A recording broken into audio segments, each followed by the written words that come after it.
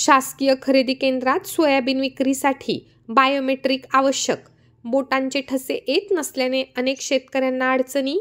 बुलढाणा जिल्ह्यात नाफेडच्या सोयाबीन खरेदी केंद्रांमध्ये नोंदणीला सुरुवात झाली असून आता शासकीय सोयाबीन खरेदीच्या नोंदणी आणि विक्री प्रक्रियेत बायोमेट्रिक पडताळणी बंधनकारक केल्याने शेतकऱ्यांच्या अडचणींमध्ये आणखी भर पडली आहे.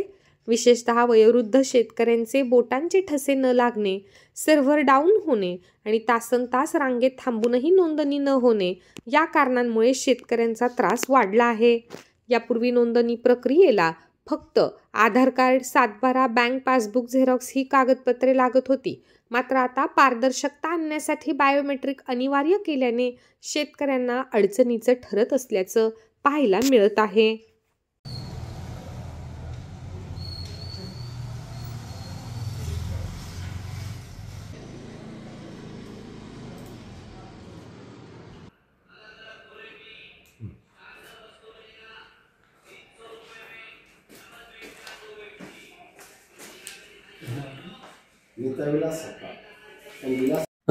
नाफेड योजनेमार्फत हंगाम 25-26 खरेदीसाठी शेतकऱ्यांना बोलवण्यात येते.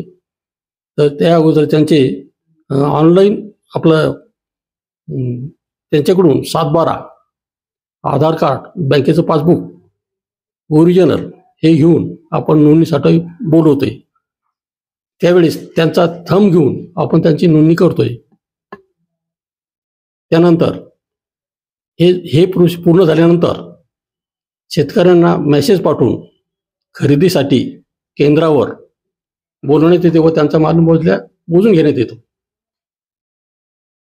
आतापर्यंत किती शेतकऱ्यांची नोंदणी झाली? आतापर्यंत आमच्या हिशोबाने झालेली 210 शेतकऱ्यांची नोंदणी आमच्याकडे झालेली आहे आणि इतर केंद्रावरून जी झालेली आहे एकूण 400 लोकांची नोंदणी झालेली आहे. म्हणजे प्रायव्हेटवाल्याने सुद्धा केलेली आहे ती.